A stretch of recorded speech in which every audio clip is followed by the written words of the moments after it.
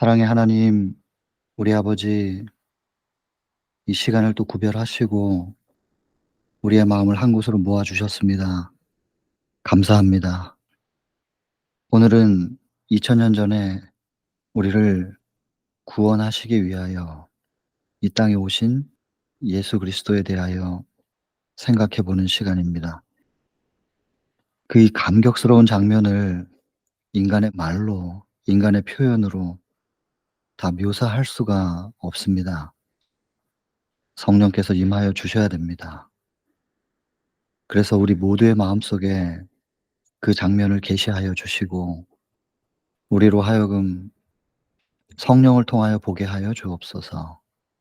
한 시간을 아버지께만 의탁을 드립니다.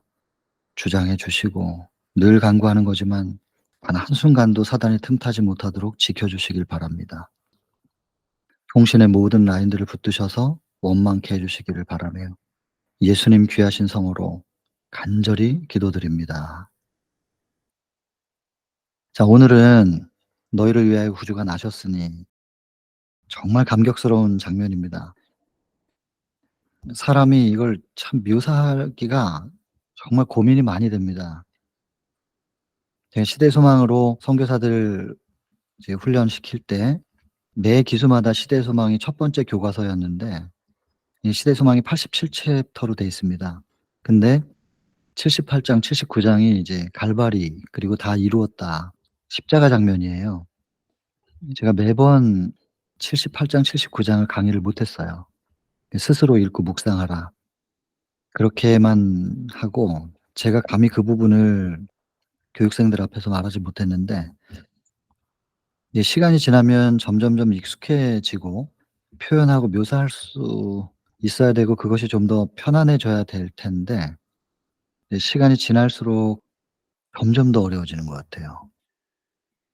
좀 더 보이면 '이걸 어떻게 표현해?' 이런 생각이 들고 또 좀 더 또 보이면 '또 이걸 어떻게 표현할까?' 이런 생각 때문에 점점 더 어려워지는 것 같은 느낌이에요. 하여튼 성령께서 이 시간 채우시기를 바랍니다. 자, 일단은 여러분 이걸 사람 말로 다 표현하기 어려우니까 영감의 글이 기록된 내용을 한번 쭉 훑어보겠습니다. 인성을 취하셨지요. 지상에서 환경은 험악했어요. 신성의 영광을 가리시고 오신 것은 이제 외양이 주목거리가 되지 않도록 하기 위해서. 왜냐하면 외양은 영혼을 구원할 수가 없으니까요. 그래서 오직 하늘의 진리만 그 마음을 이끌어야 됩니다. 그래서 진리를 통해서만 예수님을 바라봐야만 그 영혼이 구원을 얻을 수 있다는 것이죠. 그 외에 다른 건 아무것도 없다는 겁니다. 메시아에 대해서는 이미 예언돼 있었고요. 진리가 말씀이잖아요. 요한복음 17장 17 절에 "아버지의 말씀은 진리니이다." 그랬기 때문에 이 말씀 속에 진리라고 하는 말씀 속에 예언되어 있었고 증언되어 있었습니다. 그래서 오직 기록된 말씀을 통하여 예수님을 확신하고 받아들이게 되기를 바라셨다는 거예요. 특별히 여기 뭐라고 되어 있냐면 예수님의 품성에 대하여, 품성에 대하여 예언돼 있었다 그랬는데 결국엔 말씀 속에서 우리가 뭘 발견해야 되냐면 하나님의 가슴, 그 하나님의 생각과 그 사랑, 그것을 우리가 말씀으로 깨닫고 그 하나님께 가슴을 열고 그 하나님을 받아들일 수 있기를 원하신 거예요. 다른 건 아닌데. 그래서 최대한 당신의 모습을 감추시고 오셨죠. 이 천사들은 굉장히 기이하게 이 모습을 쳐다봅니다. 놀라운 거죠 뭐. '신이 사람이 됐다고?' 그러면서 그것도 타락한 인간의 모습으로 놀라운 겁니다. 기이하게 쳐다보고 있고 얼마나 집중해서 주목했겠어요. 그런데 보세요. 택하신 백성은, 택하신 백성은 관심이 없어요. 예언의 빛이 비추어졌었는데 메시아가 오실 거라는 예언의 빛을 이미 받았던 사람들 관심 없어요. 천사들이 다 가본 거예요. 택하신 백성에게 예언의 빛을 받았던 그 땅의 천사들이 갔고 또 청 성경을 해석하기 위하여 택함 받은 자들 그들에게도 가본 거예요. 성전 봉사하는 자들 레위 족속한테도 가본 거예요. 다 가 봤는데 이들은 지금 관심이 없단 말이에요. 예수님 맞아들일 준비가 전혀 되어 있지 않은 상태예요. 과거 2000년 전에 그랬어요. 여러분 오늘날 이걸 우리에게 당연히 적용해야 됩니다. 택하신 교회, 오늘날은 교회입니다. 하나님께서 구별하신 교회가 있습니다. 그 교회 어떤 상태인가? 예언의 빛을, 일반 기독교는 가지고 있지 못한 이 예언의 빛을 가지고 있는 이 교회, 지금 어떤 상태인가? 성경 해석하기 위한 이 신학자들입니다. 신학자들이 성경을 해석하고 있는가? 아니면 인간이 써 놓은 논문들을 가지고 공부하고 있는가도 살펴봐야 됩니다. 이거 실물교훈에 씨 뿌리는 자의 비유에 보면은 이건 나오거든요. 경고예요. 주의예요. 씨를 뿌리는 자들이 하나님의 말씀을 연구하지 않고 성경을 해석해 놓은 해석학을 연구하고 있다. 이 표현은 대단히 위험한 주의 사항이거든요. 이 신학자들에 대한 얘기입니다. 성경을 해석하기 위하여 택함 받은 자들, 그리고 성전 봉사, 레위 족속들인데요. 이런 사람들이 지금 예수님 맞이할 준비가 되어 있느냐. 놀라운 거예요. 천사들이 볼 때는 신이 사람이 돼서 왔는데 아무도 맞아들일 준비가 안 돼 있다는 거예요. 특별히 택하신 백성, 예언의 빛을 받은 사람들, 성경 해석하는 사람들, 성전 봉사하는 사람들이 왜 준비가 안 돼 있냔 말이에요. 굉장히 충격적이죠. 천사들이 볼 땐. 그리고 이미 사가랴를 통하여 이적이 일어났잖아요. 말을 못하게 됐다가 나중에 말을 다시 하게 되고, 이 이적이거든요. 통하여 예언, 그리고 침례 요한은 선구자였죠. 이런 모든 일들이 예 주의 길을 평탄케 하기 위해서 미리 출생하게 될 것이다라고 하는 선구자에 대한 이야기들, 이미 다 알려졌었던 상태예요. 그런데도 불구하고 준비되어 있지 않았다. 여러분, 하늘의 사자들 천사들은요, 이런 무관심의 놀라움을 금치 못합니다. 여기 보시면 아침 저녁으로 제물 드리고 예배는 계속 드려요. 우리 안식일 잘 지키잖아요. 토요일 날 교회는 잘 가는데 예수님 영접할 준비가 안 돼 있는 거예요. 제사장과 교사들이 알지를 못해요. 예수님께서 지금 초림하시려고 한다는 그 거의 다 그 시간이 가까워 있는 것을 인지하지 못합니다. 오늘날은 어떻습니까? 예수님의 재림이 가까운 것에 대하여 많이 얘기하나요? 얼마나 재림이 가까운지? 물론 재림이 가깝다 했는데 안 오셨고, 안 오셨고, 그것이 계속해서 인제 반복이 됐지요. 늑대가 나타났다 꼴이 되는 거예요. 사단이 또 그걸 이용하기도 하고, 그래서 이용하기 위하여 시기를 정하고 그렇게 하는 건데, 그럼에도 불구하고 우리가 이미 때가 참의 챕터에서 봤지만 아담 때부터 기다렸어요. 아담 때부터도 기다렸고 에녹부터도 그 이후에 아담도 간절히 그 직접 들었으니까. 근데 그 아담도 기다렸는데 못 보고 죽었고, 에녹부터 그다음에 믿음의 보조들, 또 선지자들 통해서 계속해서 외쳐졌지만 그들 보지 못하고 죽었거든요. 그런데도 불구하고 기다려요. 그래서 말씀드렸잖아요. 오늘날 우리가 고작 2000 년인데 지금 특별히 1844년 이후에 우리 교단이 세워지고 1862년 그때부터 지금까지 200 년도 안 지났는데 예수님 재림하신다 그랬다가 안 오셨다고 식상한다는 거, 예 쪼끔 '염치가 없다.' 이런 생각이 드는 거예요. 계속해서 아마 누구보다도 재림하고 싶으신 분이 예수님이실 거예요. 근데 그분이 오지 못하시는 이유가 우리에게 있는 것인데, 초림은 날짜가 정해져 있었지만 재림은 정해져 있지 않았거든요. 예수님도 모르신다 그랬고, 그 재림의 시간을 촉진시킬 수 있는 열쇠가 우리에게 있다는 것입니다. 우리가 기다리고 갈망하고 우리가 주의 재림을 위하여 뭔가 역할이 있는데 그 사명에 대해서 놓치고서 재림을 기다린다는 것도 모순이지만 아예 사명조차도 모른다. 기다림이 왜 있어야 되는 것인가? 지금 현세에서 충분히 만족하는데 정말 슬픈 일이란 말입니다. 여기 보시면 기도가 무의미해요. 기도를 하긴 하는데 무의미한 기도, 하나님과 소통될 수 없는 기도들을, 이사야 58 장에 나오잖아요. 아무리 금식하고 예배드리고 기도해 봐라. 그걸 내가 어찌 듣겠느냐. 이사야 59 장에 이 58장 전체가 그 얘기지만 59 장의 1 절 2 절을 보면 여호와의 손이 짧아 구원치 못하심도 아니고 여호와의 귀가 둔하여 듣지 못하심이 아니라고. 우리의 기도를 못 들은 게 아니란 말이에요. 귀가 둔하신 게 아닌데 이를 듣지 못하시게 가로막고 있는 게 무엇이냐. 너의 죄악이 너희와 하나님 사이를 내었다. 여러분, 우리가 우리에 대한 성찰이 없는 상태에서 이 기도하는 거, 거기 보면은 이사야 58장 보면은 우리가 금식하며 기도하는데 듣지 아니하시면 어찌미뇨 이렇게 말하죠. 너희가 금식하는 날에 모든 일을 다 시켜 놓고 자기의 오락을 행하고 예배드리는 날에 자기 즐거움을 추구하고요. 그리고 자기는 교회에 와 있는데 모든 일을 다 시킨대요. 그 말은 "내 집에 유하는 객이라도 아무 일도 하지 말라." 남종 여종 다 쉬게 해 줘야 되는 날이잖아요, 하나님 만날 수 있게. 그런데 내 직장의 직원들은 다 일 시켜 놓고 나 혼자 와서 교회에 와 있는 그 모습을 말하는 거예요. 그리고는 교회에 와서 서로 악한 주먹으로 치고 다투고 그러면서 기도하면 내가 그걸 어떻게 들어 주겠느냐 그 얘기거든요. 이사야 58장 한번 읽어 보세요. 그게 정말 내가 기뻐하는 기도, 기뻐하는 금식이라고 받을 수 있을 거라고 지금 그걸 하고 있는 것이냐. 한식하시면서 말씀하신단 말이에요. 여러분 오늘날 우리의 기도, 우리의 신앙생활에 대하여 생각해 봐야 됩니다. 그리고 보여주기 위하여 예배 의식을 치른대요.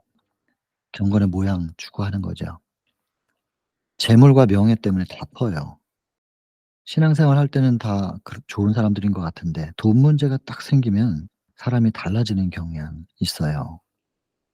슬픈 일입니다. 정말 슬픈 일입니다. 그리고 명예 때문에 다투는 이제 연말 연시 지금은 다 끝나겠죠. 교회마다 연말이 되면 인제 새해 직원 선출하느라고 이게 봉사직인데 이게 명예직처럼 돼 버려 가지고 교회마다 연말 연시에 좀 불편한 경우들이 있습니까? 슬픈 일이죠. 근데 이러느라고 준비되지 않았다고 돼 있어요. 예수님 맞을 준비는 안 돼 있는 거죠, 이러느라고. 무관심은 편만하였다. 하늘을 진동시킨 기쁨이 아무 느낌이 없어요. 하늘을 막 진동시킬 만큼 큰 기쁨인데 오늘 내 마음속에는 아무것도 느껴지지 않는. 이거 뭐냐면 하늘과 분리돼 있는 상태죠 뭐. 그 여러분 미가서 5장 7절 기억하시죠? 선택된 백성. 거기 보면 야곱의 남은 자들이 많은 백성들 가운데 있는데 이들은 여호와께로부터 온 내린 이슬 같고 풀잎에 내리는 냄비 같아서 사람을 기다리지 않고 인생을 기다리지 않는다. 여기 제가 이렇게 간단하게 썼는데 이 땅에 아무것도 기대하지 않는 거예요. 이 땅에서 뭘 기대하고 기다리는 게 아니라 이스라엘의 위로를 기다리는 겁니다. 누가복음 2장 25 절에 보면 나중에 그 시므온이라는 사람이 기다린 게 이스라엘의 위로, 메시아를 이스라엘의 위로라고 표현되어 있는데 이런 사람들이 남은 사람들이란 말이에요. 이런 사람들에게는 천사들이 함께 할 수밖에 없는 거죠. 그들을 통해서 복음이 전해질 수 있도록 하기 위해서 보내심을 받는 거예요, 천사들을 보고 도우라고. 그래서 옆에다 제가 이렇게 써 놨습니다. 인성을 취하신 이유가 무엇이냐. 여러분 이거 굉장히 중요합니다. 인성으로 오셔서 철저하게 우리와 똑같은 인성으로 오셔서 믿음에 의해 모본을 보이시기 위하여 구원의 도가 내 안에서 성취될 수 있느냐 없느냐는 것을 인간으로서 보여주신 거고요. 그리고 외양을 화려하게 하지 않으신 이유는 그것으로 사람들이 이끌림 받을까 봐. 오직 외양은 감추시고 진리만 전하시는 거예요. 진리만 높이셔서 사람들이 진리에 반응하여 오게끔 그걸 원하셨던 거죠. 근데 인성을 취하신 이 전체가요. 어떻게 그렇게 겸손할 수 있지? 이 겸손이라고 하는 것은 종노릇입니다. 마태복음 11장 29 절에 보면 "나는 마음이 온유하고 겸손하니." 나중에 이제 그 정로의 계단 풀어 놓은 거기 보면 왜 온유가 믿음이고 겸손이 그 사랑인지 의인지 거기 강의해 놓은 게 있습니다. 지금은 시간이 없으니까. 그래서 이 겸손이라고 하는 거 이게 종노릇이거든요. 근데 이 종노릇 사랑의 종노릇인데 그냥 인성을 취하신 그 자체가 놀라운 사랑이에요. 자꾸 인제 묵상해 보시다 보면 그리고 깨닫게 해 달라고 그 사랑을 이해할 수 있게 해 달라고 기도해 보세요. 어떻게 표현할 수가 없는 인성을 취하신 이유가 인제 이렇게 좀 정리를 해 봤습니다. 그리고 요런 택하신 백성이나 이 오늘날 교회에게 적용을 시켜 봐야 될 부분이고요. 그다음에 현세적 위대함을 추구함으로 하나님의 뜻은 역경과 굴욕 속에 성취될 수밖에 없었다. 시대소망 2 장에 나왔던 부분인데 똑같지요. 예배는 드리고 있지만 무의미한 기도에 재물과 명예 다투면서 예수님 맞을 준비는 안 돼 있는 이런 현세적인 미가 5장 7 절에는 남은 자손들은 현세적인 걸 기다리지 않는다고. 사람 인생 기다리지 않는다. 하늘의 소망을 둔 사람들입니다. 그다음에 하늘의 진동을 전혀 느끼지 못한다는 것은 하늘과 분리되어 있는 상태라는 거죠. 지금 겉모양으로 보면은 교회 안에서 참 훌륭한데 하늘과 완전히 분리되어 있는 상태로 교회만 왔다 갔다 하는 그냥 마당만 밟고 있다는 표현인데 성소 뜰이죠. 성소 뜰만 밟고 있는. 이 말씀이 우리 개인에게 거울이 돼야 될 겁니다. 다른 사람 보라고 이렇게 비추는 게 아니고 나를 보라고 지금 말씀을 주시는 거잖아요. 개인의 거울이 되기를 간절히 바랍니다. 요셉과 마리아 있습니다. 천사들이 동행해서 인제 뭐 가이사 아구스도 때문에 호적 명령, 이거는 인제 누가복음 그 2장 1 절에 보면 이때에 그럽니다. 이때에. 그때가 됐는데, 예수님 탄생하실 때가 됐는데 그때에, 그러면 "그때에 예수께서 탄생하셨다." 이렇게 말하면 되는데, 누가복음 2장 1 절에 보면 그때에 가이사 아구스도가 호적 명령을 내립니다. 예수님이 탄생하시는 때가 됐을 때 탄생 얘기는 7 절에 나옵니다, 누가복음 2 장에서 보면. 근데 탄생하기 전까지의 과정들을 가이사 아구스도를 등장시켜서 호적 명령을 내리고요. 2 절에 보면 구레뇨가 등장합니다. 구레뇨라는 사람이 수리아 총독인데요. 이 사람이 그 11년 통치해요, 수리아의 총독으로. 근데 "처음 있는 일이다."라고 성경이 기록해요. 그리고는 뭐 명령이 내려졌으니까 이게 뭐 4 년에 한 번, 뭐 10 년에 한 번 있는 그냥 규칙적인 행사가 아니고 이게 아주 특별한 일이라는 것을 묘사하고 있는 겁니다, 지금 누가복음 2 장에 보면. 그래서 이 가이사 아구스도는 사실 적통이 아니에요. 그런데 갑자기 황제가 된 거거든요. 그리고 나서 그 통일 로마를 만든 사람이죠, 가이사 아구스도가.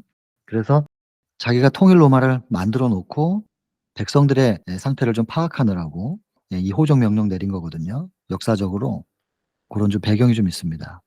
그래서 뭐 호적 명령이 내렸으니까 각각 고향으로 가야 되겠죠. 인제 4 절부터 요셉 얘기가 나오는데, 여기 보시면은 아마 나중에 한번 확인해 보세요. 요셉의 이야기가 나오는데 거기 보면 그냥 "요셉도 다윗 족속이기 때문에 베들레헴 가 가지고 호적해야 된다." 이렇게 적혀 있지 않고요. 갈릴리 나사렛 동네에서부터 어디서부터 출발해 가지고 베들레헴까지, 어디부터 어디까지 이렇게 기록이 돼 있어요, 성경에 보면. 그래서 여러분들이 성경을 한번 확인해 보시고 어디부터 어디까지 이렇게 돼 있으면 한번 지도를 찾으셔 가지고, 요즘 뭐 지도 찾기 편하잖아요. 검색하시면 다 나오고 성경책에도 인제 아마 지도가 있을 텐데 한번 보세요. 이스라엘이 그 한반도처럼 좀 길쭉하게 생겼습니다.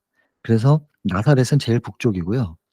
베들레헴은 남방 유다의 수도인 예루살렘보다 더 아래쪽에 있어요. 그래서 임신한 그 아내를 데리고 한참을 걸어서 내려와야 된단 말이에요. 이 과정을 지금 허락하신 하나님, 이게 성경으로만 봐도 참 이 깊이 생각을 해볼 수 있는 부분이 참 많은데, 이제 이거 지금 본문 내용을 또 하긴 해야 되고 성경도 좀 해야 되고 이러니까 좀 마음이 바쁘네요. 여러분, 이동을 하면서 요셉이, 제가 이걸 남자 입장에서 좀 이 장면을 좀 생각을 해 봤는데, 내가 결혼을 해야 되는 여자가 나하고 결혼하기 전에 임신한 걸 알게 돼 버린단 말이에요. 그 결혼을 계속 할 수 있는 남자가, 결혼식을 하고 그 사람을 아내로 맞아들일 수 있는 남자가 이 세상에 몇이나 될까 싶습니다. 남자 입장에서는 그게 잘 용납이 안 되는 부분인데, 물론 여자 입장도 마찬가지긴 하겠지만, 근데 이제 하늘의 메시지를 받고 요셉이 이제 받아들이잖아요. 그랬는데 또 이 호적 명령이 내리는 바람에 멀리 여행을 해야 되는 거예요. 요셉의 입장에서는 '이만큼 감수하고 하나님께 순종했으면 뭐가 좀 일이 잘 풀렸으면 좋겠다.' 이렇게 기대하고 생색을 낼 만도 해요. 근데 뭐 되는 일이 없어요. 뭐 맞아들이라 그래서 맞아들였더니만 또 임신한 이 여자를 데리고 또 먼 길을 가야 되고 시련이죠, 요셉 입장에서는. 근데 다른 건 다 천사들이 나타나고 뭐 꿈에 현몽해서 알려주고 이러면서 이거 왜 베들레헴에 가야 되는지에 대해서는 특별한 메시지가 없어요. 요셉 입장에서는 힘든 시간들이거든요. 마리아 입장에서도 그럴 것이고. 만약에 요셉이나 마리아가 '이 아이가 메시아이기 때문에 베들레헴에서 태어나야 돼.'라고 하는 걸 그렇게 생각했으면 좀 쉬웠겠지만, 만약에 안 그랬으면 굉장히 힘든 시간이었을 거예요. 여러분들, 근데 여기 지금 이 시대소망에 보면은 가이사 아구스도라고 하는 사람이 로마의 황제입니다. 그 당시에 전 세계를 지배하는 로마의 황제인데, 이 사람이 갑자기 황제된 이유가 무엇인가? 예수의 어머니를 베들레헴까지 이동을 시켜야 되는데 가만히 놔두면 그 북쪽에서 요셉이 마리아를 데리고 베들레헴까지 가겠냐고요, 가만히 놔두면. 그러니까 가이사 아구스도를 통해서 강제 명령 내리는 거예요. 무조건 모든 사람들은 다 의무적으로 자기 호적을 하러 고향으로 가야 된다. 이동시키는 거예요, 베들레헴까지. 근데 이거를 꿈에 그냥 나타나서 "요셉아 메시아니까 마리아의 뱃속에 있는 아이는 메시아니까 베들레헴으로 가. 거기서 태어나야 돼." 이렇게 해 가지고 이동시켜도 되잖아요. 근데 그렇게 안 해요. 다른 건 다 직접 명령하시면서도 이 상황은 가이사 아구스토라는 사람을 생뚱같이 황제로 세우셔 가지고 적통이 아닌데도, 그리고는 호적 명령을 내리게 해서 전 세계가 다 움직입니다. 메시아가 이 땅에 태어나는 그 사건은 전 세계적인 일이기 때문에, 온 인류를 위한 일이기 때문에 세계적인 이슈를 만들어요. 그리고 역사적으로도 기록이 돼 있어요, 이것은. 성경에만 기록되어 있는 내용이 아니라. 얼마나 큰 범위에서 지금 움직여지고 있는지 요셉과 마리아가 이걸 알았다면 굉장히 기쁜 마음으로 갔을 거예요. 몰랐었는지 알았었는지 그건 뭐 지나간 일이니까 잘 모르겠지만, 여러분 이걸 우리에게 지금 적용시킨다면 말입니다. 마리아의 뱃속에는 뭐가 있냐면 예수 그리스도, 곧 말씀, 진리가 들어 있는 거거든요. 요한복음 1장 1 절에 말씀이 하나님이라 그랬잖아요. 그 말씀이신 하나님이 육신으로 오신 얘기가 14 절이잖아요. 그 예수님이 곧 말씀인 거예요. 그러니까 이 마리아는 말씀을 품은 거예요, 지금. 그랬더니 그 말씀을 품은 자를 중심으로 전 세계가 움직였어요. 똑같아요. 우리가, 제가 인제 선교지에서 그런 얘기를 하거든요. 비록 국가가 선교 활동을 불법이라고 말하고 있는 나라지만 아무리 그렇다 할지라도 우리가 말씀을 품고 있으면 우리를 중심으로 국가 전체가 움직일 수도 있고 국가 정책이 바뀔 수도 있다. 그러니 자부심을 가지라는 거죠. 나 한 사람은 별 볼 일 없는 사람이지만 내가 말씀을 품는 그 순간 나는 그 나라의 중심이 될 수도 있단 말이죠. 이 나라의 복음화, 복음을 전하기 위하여 말씀을 품고 그 나라에 던져졌다면 나를 중심으로 그 나라가 움직일 수도 있다는 자부심. 이거는 교만함이 아닙니다. 이거는 말씀을 가진 자의 자부심입니다. 왜냐하면 여기도 그렇게 기록돼 있잖아요. 마리아하고 요셉 정말 초라한 사람들이에요, 세상적인 눈으로 볼 땐. 그러나 그들 속에 말씀이 품어져 있을 때 전 세계를 이동시키잖아요. 이게 얼마나 거대한 일이에요. 여러분 그래서 세상의 관점이 아니라 영의 관점으로 볼 때 우리는 어쩌면 우리가 우리 자신을 생각하는 것보다 측량할 수 없을 만큼, 놀랄 만큼 우리는 가치 있는 통로의 역할을 하고 있는지도 모릅니다. 그래서 담대하게 나아가셔야 돼요, 예수께. 그 보좌 앞으로. 어쨌든 이 가이사 아구스도 대단한 사람 같지만 그냥 한 그릇이었다, 이렇게 돼 있고, 예수의 어머니는 다윗의 혈통이라고 돼 있는데요. 여러분 이제 요셉이 다윗의 혈통이어야 되잖아요. 요 부분에서 인제 누가복음 3 장과, 여기 좀 봐 주세요, 화면을. 여기 누가복음 3 장이 있고 옆에 보면 마태복음 1 장에 요렇게 두 부분이 있는데 이거 다 예수님의 계보에 대한 얘기인데요. 요셉의 아버지가 야곱이라고 마태복음 1 장에는 나와 있고, 누가복음 3 장에는 요셉의 이상은 헬리라고 이렇게 또 되어 있습니다. 그래서 마태복음은 아브라함부터 후대를 통해서 쭉 이렇게 흘러내려오면서 계보를 적었고요. 누가복음은 예수님부터 시작해서 그 위에 요셉이고 그 위에는 헬리고 요렇게 기록이 돼 있어요. 근데 여기에 보면 요셉의 아버지가 야곱이라고 돼 있고 여기는 또 헬리라고 돼 있거든요. 그러니까 아버지가 다르게 기록돼 있잖아요. 이 부분은 역사 자료를 보면 이 헬리라고 하는 사람이 아들이 없었다고. 그래서 아들이 없고 마리아의 아버지였던 거죠.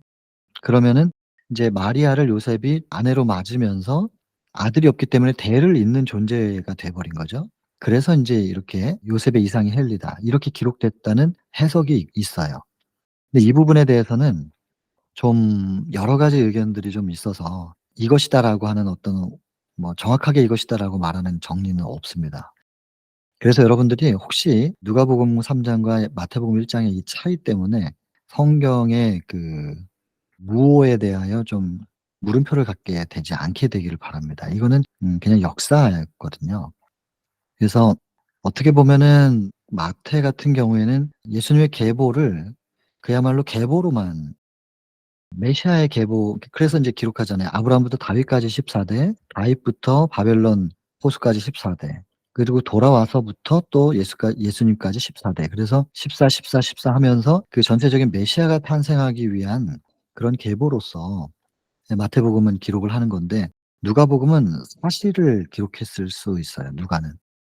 사실상 그 아버지, 진짜 아버지, 아버지의 뭐 이렇게 그런 뭐, 그것도 인제 제 해석은 아니고 자료들이 그런 건데, 그래서 이 부분들을 성경의 무엇에 대한 물음표를 갖지는 않게 되시길 바라는 거예요. 나중에 어차피 알게 되실 수도 있기 때문에 미리 말씀드립니다. 좀 다르게 기록이 되어 있는데 이 부분이 그렇게 비중이 중요한 부분은 아니란 말이에요. 그냥 역사의 흐름에 대해서 지금 이렇게 좀 설명을 해 놓은 것이고. 자, 그래서 근데 어쨌든 분명한 건 예수의 어머니든 그다음에 마리아든 요셉이든 전부 다윗의 혈통인 건 맞아요. 왜냐면 다 아버지가 맏다거든요.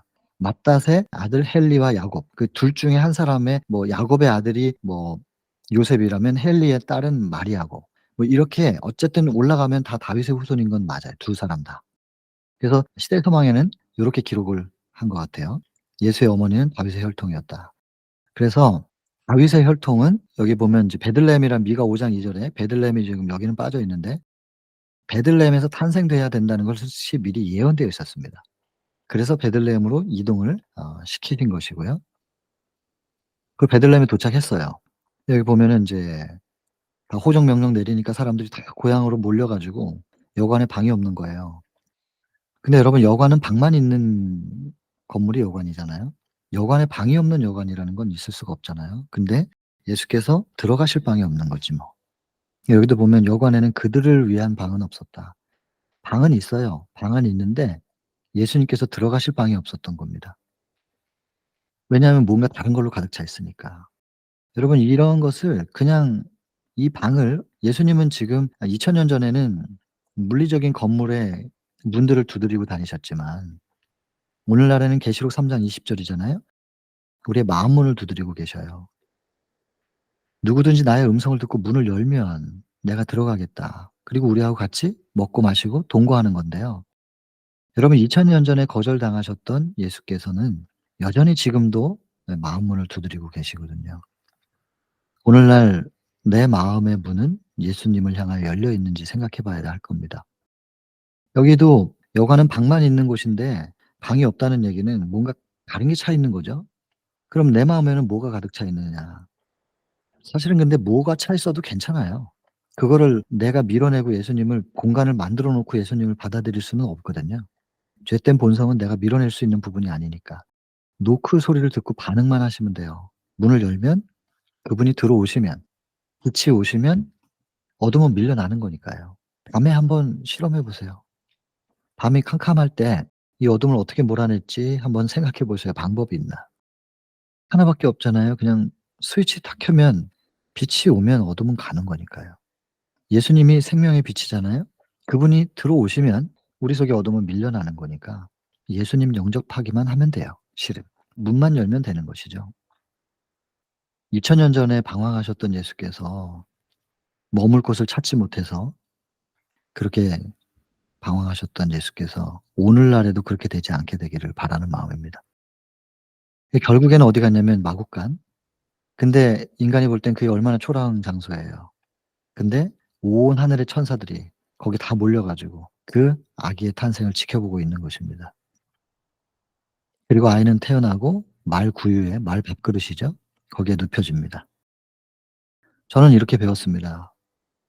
마국간에 말 구유 앞에 가서 서 있어 보라고. 그 말 구유에 눕혀진 아기 예수를 계속 쳐다보라고. 감히 그 앞에서 자존심을 세울 수 있겠느냐.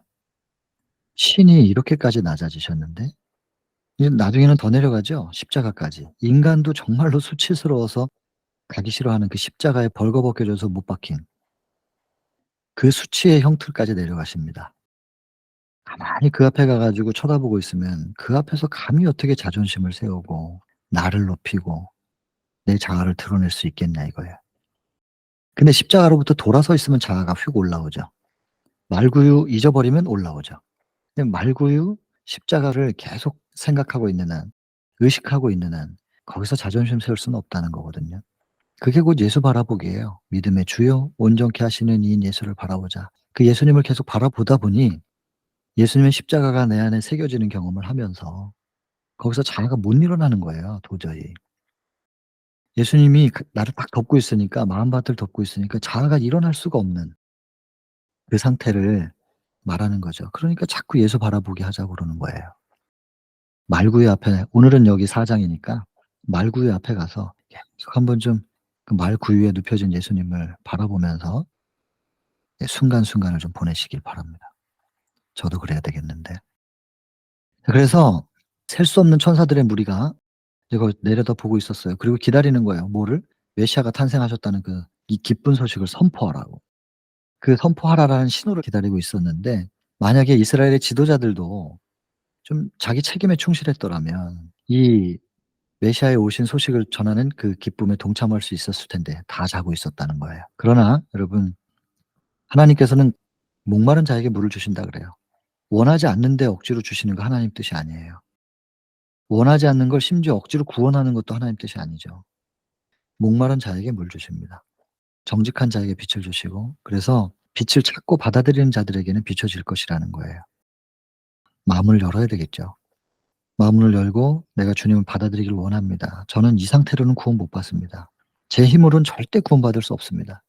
인정하고 고백하고 오직 예수, 내 안에 구원을 이루어 주십시오.'라고 가슴을 여는 그 사람들을 외면하실 수가 없거든요. 예수님은 그런 분이니까. 과거로 좀 돌아갑니다. 소년 다윗이 사실은 자신의 후손으로 메시아가 올 것에 대해서 나중에 알지만, 소년 다윗이 구주에 대해서 이야기합니다, 양치기 하면서. 그랬던 것처럼 들판에서 양을 돌보면서 구주에 대해서 얘기하고 있는 요 목자들이 있습니다. 여기. 목자들이 있었어요. 이 사람들이 유일하게 들어요, 예수님의 초림의 소식을. 근데 여러분, 이거 참 누가복음에 보면은 2장 12 절이죠. "너희가 가서 강보에 쌓여 구유에 누인 아기를 보리니 이것이 너에게 표적이 될 것이다." 12절 얘긴데, 여러분 근데 인제 8 절부터 보시면은 이 목자들이 밤에 바깥에서 잠을 안 자고 양떼를 돌보더니 이렇게 돼 있어요.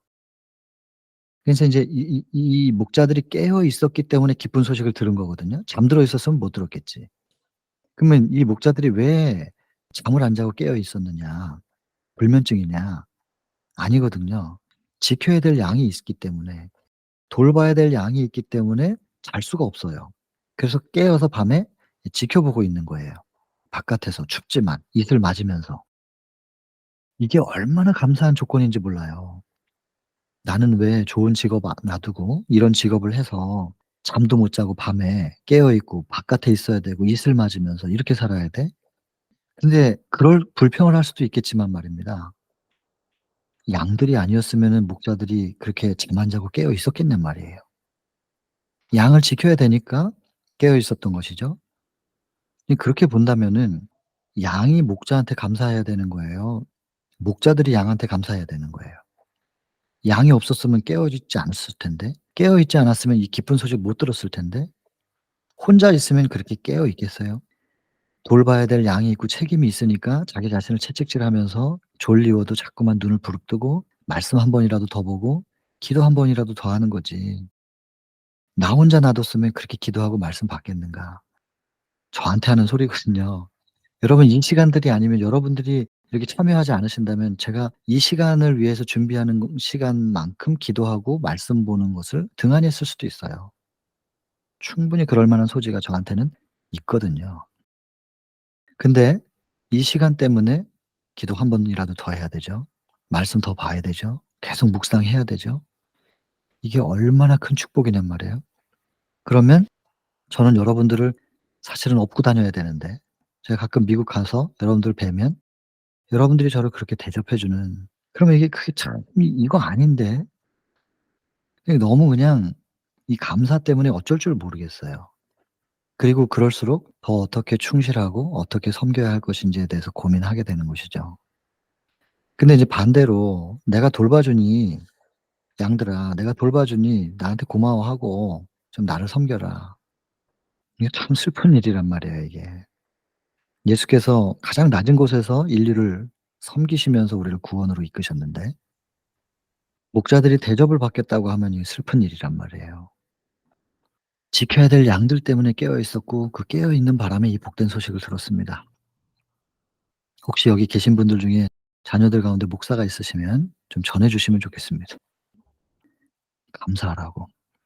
여러분, 여기 보시면은 강보에 쌓여 구유에 누워서, 왜냐면 여기 가서 경배하라 그랬는데 어떤 아기가 메시아인지를 식별을 못 하잖아요. 그래서 표적을 줘요, 표적.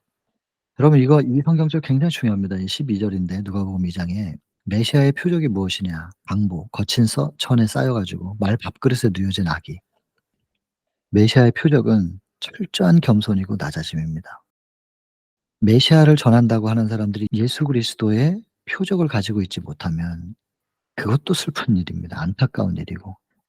우리는 예수 그리스도를 말로만 전하는 게 아니기 때문에 증인이 돼야 되잖아요. 증거자가 돼야 되는데 증거자가 되려면 표적이 있어야 돼요. 여러분, 선택된 백성들에게 주어진 세 가지 사명이 있었습니다. 지켜야 될 거. 첫 번째가 율법이고 두 번째가 표적이고 세 번째가 예언이었잖아요. 그 두 번째 그 표상 말이에요, 표상. 어린 양이 메시아의 표상이었는데 오늘날에는 양잡아 바치지 않아요. 그럼 어떻게 예수님의 표상을 어디서 볼 수 있느냐? 우리가 표상이 돼야 됩니다. 그래서 남은 자손의 정체성을 계시록 12장 17절 자주 말씀드리지만 예수의 증거를 가진 자라 그랬거든요. 예수께서 이 땅에 오셔서 증거하신 게 뭐겠어요? 시대 소망 1장에 오직 하나님의 영광을 드러내기 위하여. 하나님의 영광은 곧 품성인데 예수의 증거는 하나님의 품성, 하나님의 사랑이 이런 분이에요. 그래서 그 하나님의 사랑과 품성의 사본인 율법도 완전한 거예요. 그거 증거하러 오신 거예요. 사단은 율법이 잘못됐다든지 혹은 지키지도 못할 율법을 만들어 가지고 억압하는 그런 하나님으로 묘사하는 거고, 사단은. 하나님은 그렇지 않다는 거예요. 그게 아니라 사랑이라는 거예요. 그리고 이 사랑화 될 수 있다는 거예요.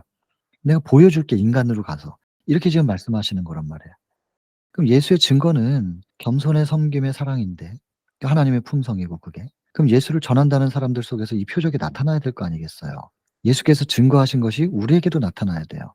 그래서 남은 자손의 정체성은 하나님의 계명을 지켜 받아들여 보존하여, 그 뜻이죠. 하나님의 말씀을 받아들여 말씀의 씨가 싹트고 자라서 맺는 열매, 예수의 증거를 가진 자. 이게 남은 자손이란 말이에요. 그러면 예수님을 전하는 사람에게서는 예수의 증거인 그 예수의 표적인 그 사랑이, 겸손의 사랑이 나타나야 되는데 예수님을 전하는 사람들이 좀 잘 전한다고 인정을 받으면 겸손하지 못하다. 그렇다면 표적을 잃은 거잖아요. 이거는 복음을 전하는 사람들에겐 채찍 같은 말씀이에요. "강보에 쌓여 구유에 누인 아기를 볼 건데 이것이 너에게 표적이다." 내가 주의 종이냐 복음 전도자이냐, 내가 나 스스로를 판단할 수 있는 기준이기도 하면서 채찍입니다.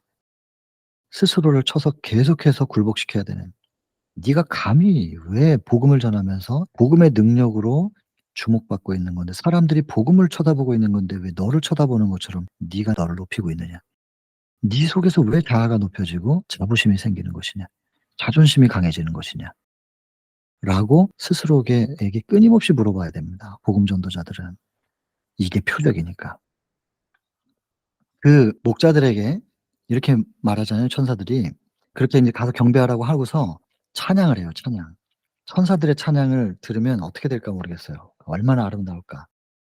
그 찬양의 가사가 여기 적혀 있어요. 음률은 하늘 가서 듣겠지만 가사는 이미 우리에게 보여져 있어요. 뭐냐면 "지극히 높은 곳에서는 하나님께 영광이고 땅에서는 기뻐하심을 입은 사람들 중에 평화로다." 여기 14절이에요. 누가복음 2 장에. 근데 여러분, 밑에 보면 오늘날에도 인류 가족들이 이 노래를 이해할 수 있으면 얼마나 좋을까. 여러분, 이해할 수 있으면 얼마나 좋을까 그렇게 돼 있어요. 그러면 이걸 좀 다시 쳐다봐야 돼요, 이 가사를. 뭘 이해하라는 거지? 여기에 뭐가 담겨 있다는 거지? 무슨 뜻이지?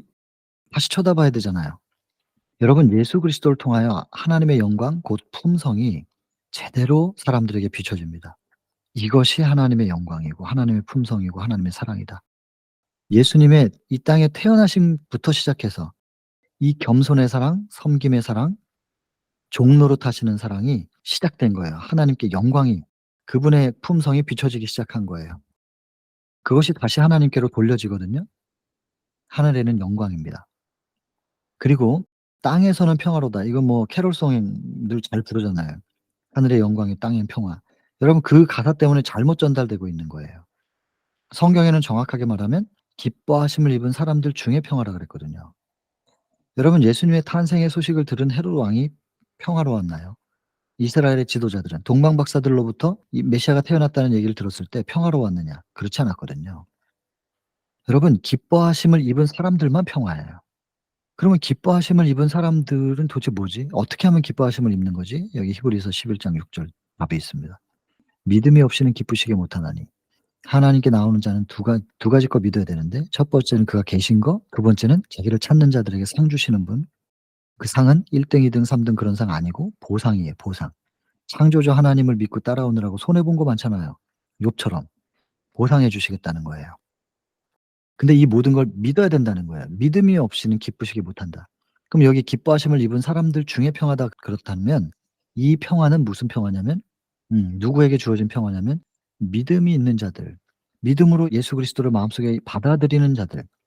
요한복음 1장 12절, 영접하는 게 믿음이니까 그 예수님을 영접한 자들에게만 평화예요. 그래서 아무나 다 평화가 아니라니깐요, 예수님의 임재가. 누구에게는 싫어요. 누구에게는 기쁨이고 평화고 절대 자유고. 여러분, 우리 이 안에 들어가야 됩니다. 기뻐하심을 입은 사람들 중에 제발 우리가 다 들어갈 수 있게 되길 바랍니다. 저도 그 자리에 꼭 있기를 바라고요. 그리고 이 평화는 세상이 줄 수 있는 그런 평화 아니에요. 세상이 몰라요. 스데반이 돌 맞으면서 사도행전 7 장에 어떻게 환하게 빛날 수가 있어요. 12 장에 보면은 베드로가 감옥에 갇혀요. 내일 사형인데 오늘 코 골며 자요. 이해할 수 없어요. 사도 바울 그 죽음의 장면에서 기뻐했다는 얘기가 인제 그 사도행전 50 장에 나오는데, 그 옆에 있는 병사들이 놀라움을 금치 못하는 거죠. '어떻게 지금 쪼끔 있으면 목이 잘려 죽을 텐데 저렇게 기뻐할 수가 있지?' 여러분, 이게 평화예요. 하나님께서 주시는 평화. 그러니까 세상은 이해를 못 해요. 교통사고 났는데 평화로워. 무슨 사업이 망했는데 평화로워. 이해 못 해요. 세상은 이 평화를 이해 못 한다고요. 믿는 자들에게 주어지는 이 평화, 평안, 절대 자유. 곧 죽어도 마음이 평안하, 두려움을 느끼지 않는, 두려움에 속박되지 않는 절대 자유, 절대 평안. 이겁니다. 믿는 자들에게, 믿는 자는 기뻐하심을 입고 기뻐하심을 입은 사람들에게 약속된 절대 자유, 절대 평안입니다. 요게, 요 상태가 무슨 상태냐면 마음의 천국이 이루어진 상태. 이 땅에다 제국을 세우는 게 아니라 마음의 천국을 세우는. 근데 그 천국은 누가 건축해 주냐면 예수께서. 내가 아니라 내 안에 영접된 예수께서 세워 주시는 마음의 천국. 그러니까 여러분, 결론을 생각하면 '내가 그걸 될 수 있을까? 사업이 망했는데 평화로울 수 있을까 내가? 누가 어떻게 됐는데 평화로울 수 있을까?' 안 될 거라고 생각하지만 예수님 영접하시면 그분이 이루실 거예요. 오직 예수님만 영접하세요. 다시 말씀드립니다. 믿음의 주요 온전케 하시는 이인 예수를 바라보자. 히브리 12장 2 절입니다. 오직 예수 바라보기. 그분을 영접하면 이루어집니다. 놓치면 그때부터 불안이에요. 예수님 놓치면. 근데 예수님 붙잡고 있는 한 평화예요. 오직 예수님만 붙잡으시게 되길 바라고. 아무리 다윗이 믿음의 대장군이었다 할지라도 골리앗을 쓰러뜨렸을 때가 있지만 그냥 순식간에 '이 나라를 내가 평정했지.'라고 하면서 하나님을 놓치자 자기가 드러나면서 금방 범죄하잖아요. 이 말씀을 전하고 있는 저도 누구라도 장담할 수 없습니다. 그냥 모든 사람은 다 똑같아요. 예수님 붙잡고 있을 때만 안전한 거고, 놓치면 모든 사람들이 조금 전까지 그 믿음의 대장군이었어도 지금 그냥 바로 추락해요.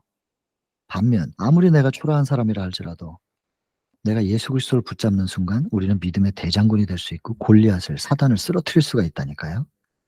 오직 예수예요. 오직 예수. 지금 우리 앞에는 오직 예수께서 말씀으로 존재하십니다. 성령을 간구하시고 말씀 붙잡으셔야 돼요. 어떤 말씀을 전하는 그 사람도 아니고 오직 말씀으로 직접 가셔야 됩니다. 그러면 이런 평화예요. 자, 오늘날에도 이 노래의 가사를 이해할 수 있다면 얼마나 좋을까?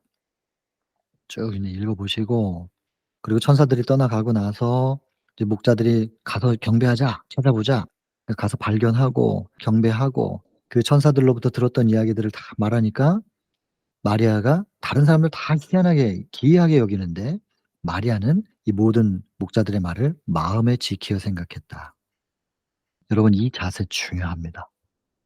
그리고 인제 과거에 2000년 전에 천사들이 이렇게 하늘과 가까이 있었고 한 이런 모습들 상당히 부러운데, 여러분 오늘날도 하늘과 땅이, 이 천국이 말입니다, 가까울 수 있답니다. 2000년 전과 똑같이.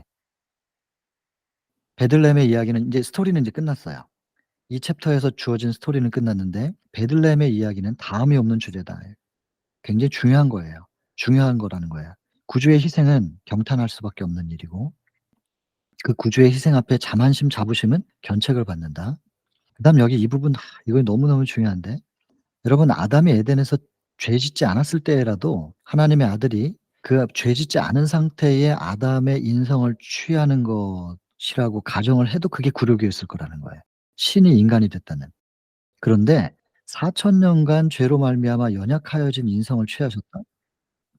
그리고 4천 년 동안 죄로 연약해지면서 유전 법칙이 끼쳐온 결과가 있어요. 죄의 유전 법칙. 그러면 그게 뭐냐면 예수의 육신의 조상들의 역사를 보라는 거예요. 얼마나 죄된 상태를 살았는지. 그런 죄의 유전 법칙이 점점 인제 대를 이어서 더 악해지고 악해진 이렇게 타락한 이러한 유전자를 지니고 이 땅에 오셨다 그랬잖아요. 그러면 여러분 예수님의 인성과 우리의 인성이 다르다라고 하는 말이 이미 그 시대소망 1 장에 이미 다 언급이 됐잖아요, 다르지 않다는 게. 시대소망 1 장에 인용된 성경절 뭐 있어요? 히브리서 2장 17절 있잖아요. 16 절부터 보면은 예수께서 천사를 붙들려 오신 게 아니라 아브라함의 자손들 사람을 붙들러 오셨다. 그러므로 범사에 그의 형제들과 같이 되심이 마땅하도다. 사람들과 똑같은 조건이 되는 게 마땅하지 않느냐. 그래서 우리와 똑같은 조건에서 구속을 이뤄내셔야 되는 거예요. 그래야만 우리에게도 모본이 될 수 있으니까. 그래서 시험 받고 고난 당하신 분이기 때문에 그 18 절에 그렇게 돼 있죠. 시험 받는 자들을 능히 도우실 수 있는 것이다. 히브리 2 장에는 그렇게 돼 있는 거잖아요. 그다음에 4장 15 절부터도 좀 보시라 그랬잖아요. 여기 보시면은 그분은 우리의 인간의 연약함을 체휼하지 않는 분이 아니다. 체휼하신다는 거잖아요. 체휼한다는 게 뭐예요? 이해한다. 그리고 동정한다. 왜냐하면 한결같이 우리하고 똑같은 시험 받으셨기 때문에. 그래서 16 절에 뭐라고 되어 있습니까? 그러므로 때를 따라 돕는 은혜를 얻기 위하여 때로 도우신다는 거예요. 때를 따라 돕는 은혜를 얻기 위하여 은혜의 보좌 앞에 담대히 나아갈지어다. 지금 내가 이 모양 이 꼴이라도 담대히 은혜의 보좌 앞에 나가라. 시험 받을 때 사단이 흔들면 흔들릴 수밖에 없는 인생의 연약함을 이해하시고 동정하시니 그분께 담대히 나아가라. 여러분 우리와 똑같은 조건으로 오셨다고 거기 기록이 돼 있단 말이에요. 근데 심지어 그러면 거기에 대해서 뭐라고 또 거기까지 인정한다면 또 무슨 얘기가 나오냐면 범죄 전 인성으로 오셨다는 거예요. 범죄 전 아담의 인성으로 오셨다는 그런 주장을 한단 말이에요. 그냥 시대의 소망을 참고한다면 아담이 에덴에서 죄 짓지 않을 때의 인성을 취하는 것도 굴욕이었을 텐데 여기 그렇게 적혀 있잖아요. 근데 4천 년간 죄로 연약해진 인성을 취하셨고 아담의 모든 자녀들과 같이 유전 법칙이 끼쳐온 결과를 받으신 상태고 예수의 육신의 조상의 역사들을 보면 이 얼마나 악했었는지를 우리가 볼 수 있기 때문에 이러한 유전적인 결과를 다 지니고 슬픔과 시험을 당하시고 우리에게 죄 없는 생의 모본을 보여주기 위하여 오셨다라고 기록되어 있단 말이에요. 그렇다면 명확하잖아요. 시대의 소망을 믿어볼 만한 책이라고 생각하신다면 그리스도의 인성에 대한 답이 명확해요. 논쟁할 이유가 없는데 이거 가지고 왜 자꾸 얘기하는지 안타까운 일이 이거 논쟁할 시간에 다른 거 하는 게 참 좋겠어요. 시대소망 1장 꼭 기억하시면 좋겠습니다. 예수 그리스도의 인성으로서는 인류를 붙드셨고 신성으로서는 하나님 보좌를 붙드셨다.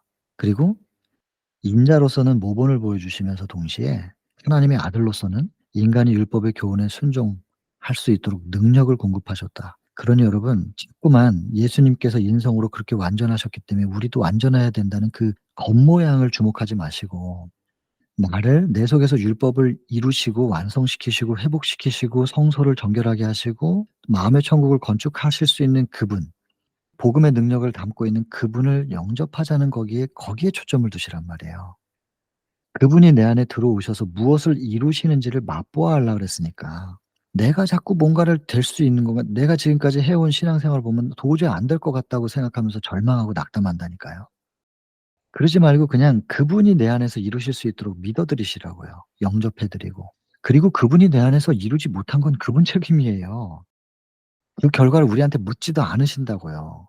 근데 여러분 십자가 한 편의 강도는 저한테 너무나 큰 위로예요. 인간적인 눈으로 볼 때 그 사람은 절대로 구원 못 받아요. 겉모양이 강도니까. 근데 예수님께서는 그 십자가 한 편의 강도의 마음속에 이미 이룰 걸 다 이루셨다니까요. 그 사람에게 만약에 기회가 주어져 가지고 십자가에서 못을 빼내고 다시 생을 살았더라면 나중에 나와요, 시대소망에. 78장 보면 그 사람이 어떤 삶을 살았을 것인지가 거기에 기록돼 있어요. 근데 우리 인간은 그다음 시간을 모르잖아요. 나의 내일도 모르는데 다른 사람의 내일을 어떻게 알아요?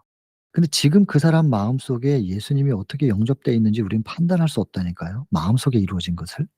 근데 이걸 가지고 겉모양만 보면서 판단하니까, 그러니까 성경에서는 판단하지 말라 그러는 거예요. 인간이 인간을 판단하는 게 얼마나 부질없는 짓인지를 성경이 말하고 있는 거예요. 중심을 못 보는데. 사무엘상 16장 7 절에 "사람은 겉모양을 보지만 겉을 보지만 여호와는 중심을 보느니라." 중심을 헤아리실 수 있는 분은 하나님밖에 없으시단 말이에요. 오늘 내 중심 속에 예수님이 영접돼 있으면 내 겉모양이 어떻든 그거는 신경 쓰지 마세요. 그건 그분들이 이루어내실 부분이니까. 정말로 혼신을 다하여 야곱이 야복강가에서 붙잡고 안 놨던 것처럼 목숨 걸고 예수님 붙잡고 있는지 그것만 물어보세요, 스스로에게.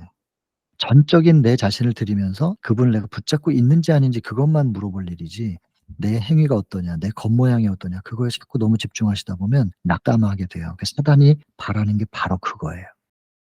그리고는 '내가 겉모양을 좀 이 정도는 신경 써서 만들어 나가야 되는데.'라고 노력하게 하는 것도 사단의 시도란 말이에요. 사단의 전략이에요.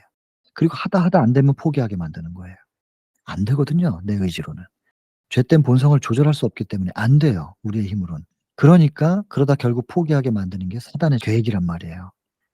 여러분 오직 예수를 붙잡으시고 그분 붙잡고 그분으로 물들어가는 거예요. 그리고 물들어감이 더디면 그것 때문에 슬퍼하세요. '하나님 왜 이렇게 나는 더딜까요? 예수님의 사랑에 물드는 게 왜 이렇게 더디고 왜 이렇게 좀 잘 빨리 안 될까요?' 내가 더 드리지 못한, 더 헌신하지 못한 게 있는 거군요. 발견하게 해 주세요. 하면서 기도의 자리에서 씨름을 해야지. 그리고 예수님과 다른 나의 모습을 슬픔으로 주 앞에 드리면서 애통하면서 스가랴 12장 10 절처럼 장자를 잃은 것 같은, 독자를 잃은 것 같은 애통으로 주께 매달리는 겁니다. 주의 모습이 내 안에 온전히 좀 물들 수 있게 되게 해 달라고.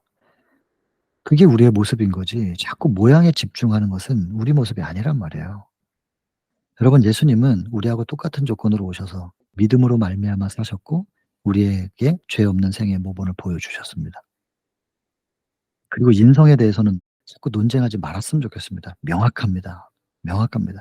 예수님도 신성을 쓰지 않고 철저히 인간으로 오셔서 하나님을 믿는 믿음으로 하나님을 마음속에 늘 모시고 한순간도 하나님과 분리된 적이 없는 생애를 33년 사신 거예요. 그래서 완전하셨던 거예요.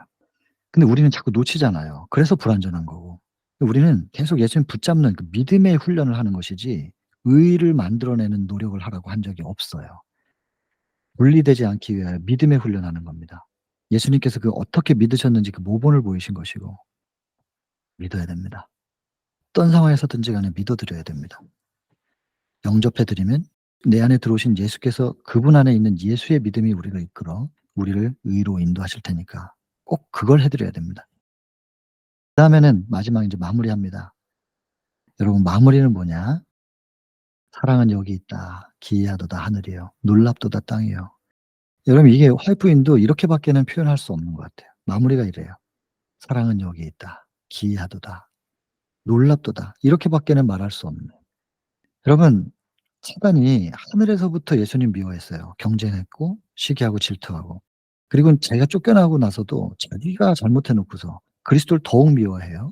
근데 이 땅에 구속주로 오신 메시아 더 미워해요.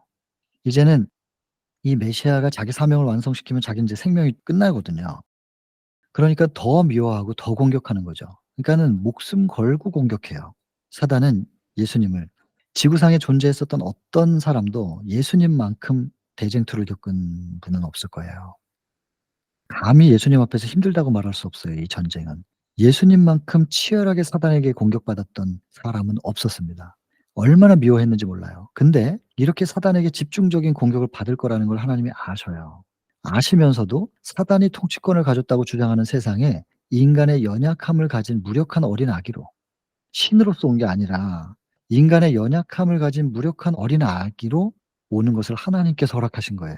지금 예수님의 사랑만 우리가 생각했는데 당신의 아들을 그 아기로 인류의 구원을 위하여 보낸 그 아버지의 마음을 좀 생각해 보라는 거죠. 여러분들 다 부모님이시잖아요. 이걸 어떻게 설명할 수가 있겠어요, 이 큰 사랑을. 그리고 여기 허락이 한 번 나와요. 허락하셨다. 또 하나님께서는 그가 인간으로서 누구나가 당하는 인생의 위험을 겪고 누구나 다 당하는 그걸 똑같이 겪는 거예요. 또한 인간으로서 누구나가 계속 반복해요. 누구나 당해야 되고 싸워야 될 우리하고 똑같이 싸워야 할 그 싸움을 실패와 영원한 손실의 위험을 무릅쓰고 싸우는 것을 허락하셨다. 여러분 실패와 영원한 손실의 위험을 무릅쓰고 이 말은 뭐예요? 실패할 수도 있다는 거예요. 옆에 적었잖아요. 승리가 정해진 것이 아니었습니다. 승리할 거라고 정해진 게 아니었다니까요. 여러분 이건 정말 오묘해요. 미래를 승리할 것을 하나님께서 아시지만 그럼 안다는 건 미래의 어느 순간에 그게 승리할 게 정해져 있는 거 아니냐? 그렇지 않대요. 이거를 3 차원적인 우리는 도무지 이해할 수 없어요, 여러분. 정해져 있지 않은데 안다? 이게 도저히 이 두 가지 아주 극적인 모순을 조화를 이룰 수가 없는 것이 우리 3 차원적인 인간이에요. 3 차원에서 그다음 차원으로 넘어가는 것은 빛을 초월해야 되고 빛을 초월한다는 얘기는 시간을 초월한다는 거예요. 시간을 초월한 세계에 대하여 쪼끔 들여다보신 분이 인제 아인슈타인이에요. 근데 우리가 그것도 쪼끔 들여다본 것이죠. 하나님의 세계를 4 차원이라고 표현하는 건 좀 무리가 있다고 생각해요. 몇 차원이 될지 우리는 모르는 거예요. 그냥 3 차원 이상인 것이죠. 그래서 여러분 우리는 예정론을 믿지 않고 우리가 알고 있는 성경은 그렇지가 않거든요, 복음은. 정해져 있다면 너무 불공평하잖아요. 뭘 어떻게 해도 구원받는 거예요. 그야말로 정해져 있다면 뭘 어떻게 해도 구원 못 받아요. 이건 너무 불공평하잖아요. 하나님은 공의의 하나님인데. 그래서 정해져 있지는 않다고 저희는 믿습니다. 그런데 하나님은 아셔요. 이게 오묘해요. 하나님의 세계에 있는 거죠. 계시록 1장 8 절에 "나는 알파와 오메가 처음과 끝이라는 거예요." 알파가 A잖아요. 오메가가 Z, G. 옛날에 저희는 Z라고 배웠어요, 영어 알파벳을. 근데 그게 헬라어인데 알파 오메가 처음과 끝. 영어로 그게 바뀌어서 A하고 Z 이걸로 바뀌었는데 그냥 내 안에 시작과 끝, 어제, 오늘, 미래 다 있다 이 말이거든요. 이거 이해 못 하거든요. 오묘해요. 그래서 여러분 이거 정해져 있는 건 아니라는 것을 여러분 생각하시고 근데 하나님 보시기에 실패와 영원한 손실 승리할 게 정해져 있는 게 아니고 실패할 수도 있었고 실패하면 어떻게 되냐면 영원한 생명, 신의 생명은 영원인데 그것을 잃어버릴 수도 있는 것이고 인류도 영원이라는 생명을 완전히 잃어버리는 거예요. 이 모든 손실의 위험을 무릅쓰고 싸우는 것을 허락하셨다. 만약에 단 1 마디라도 사단의 공격에 반응을 하셨다면 예수님은 다시 하늘의 신의 자리로 돌아갈 수 없었을 겁니다. 하나님 보좌 옆으로 돌아갈 수 없었던 거예요. 이 모든 것을 감수하고 하나님 아버지께서 당신의 아들을 이 땅에 오시는 걸 허락하셨대요. 그러니까 여러분 이 부연 설명이 있어요. 인간의 육신의 아버지도 아들을 보고 싶어 한다, 멀리 떨어뜨려 놓으면. 육신의 아버지도 어린아이를 쳐다보면 여러분들 그런 생각 안 해 보셨나요 혹시? 여러분들의 자녀들 어렸을 때 내 삶이 고달플수록 이 아이가 살아갈 세상은 더 험할 텐데 이 아이가 얼마나 힘들게 살아갈까. 여러분 사실 자녀들을 쳐다보면 여기 보면 육신의 아버지가 마음이 떨린대요. '얘가 도대체 어떻게 살아갈까?' 그나마도 얘가 정말 신앙이 예수님을 붙잡는 그 믿음이 강하다면 맡길 수 있어요. 근데 신앙도 지금 온전치 못하다면 참 떨리는 거예요. '이 아이가 구원받을 수 있을까?' 육신의 아버지도 그렇단 말이에요. 근데 사랑하는 자식을 사단의 권세에 보호해 두고 시험과 투쟁에서 벗어나도록 붙잡아 주길 '내가 얘를 그냥 붙잡고 내가 해 줬으면 좋겠다.'라는 생각을 하는 거예요 부모는. 자식이 아프면 대신 아프고 싶은 게 부모잖아요. 그런데 이 모든 걸 감수하고 우리 하나님 아버지께서 당신의 아들을 이 땅에 보내 주셨다는 거예요. 이것을 독생자를 주셔 가지고 심한 투쟁과 더욱 무서운 위기를 당하게 하신 것 그 이유는 우리들, 우리 같은 이 어린 자녀 어리기만 해요? 못 됐잖아요 또. 배은망덕하잖아요. 제 얘기예요. 이런 저를 위하여 이 독생자를 주셨다는 거. 와이프는 이렇게 말해요. "사랑은 여기 있다. 기이하도다. 하늘이여 놀랍도다 땅이여." 이 사랑을 어찌다 묘사할까 하는 것이죠. 여러분, 로마서 8장 32 절에 자기 아들 아끼지 아니하고 모든 사람을 위하여 주신 이가 어찌 그 아들과 함께 모든 것을 우리에게 은사로 주지 아니하시겠느뇨. 여러분, 이런 사랑을 베푸신 하나님께 우리가 지금 비록 죄인이지만 담대하게 나아가서 괜히 염치 없는데 뭐 이렇게 하지 마시고, 사람들한테는 염치가 좀 있어야 됩니다. 그러나 하나님은 우리가 염치 없어도 지금 예수님 구원이신 우리 아버지 부르면 외면하지 않으시는 그 사랑의 하나님이시니까 아들도 아끼지 않고 주셨는데 뭘 아끼겠느냐고, 그 하나님께 오늘 담대히 나아가실 수 있게 되기를. 뭐 이미 거기 걷고 계시는 분들이 계시겠지만 이 하나님의 사랑을 확신하면서 꼭 붙잡고 오늘 하루 또 살아가시고 다음 시간에 다시 뵙도록 하겠습니다.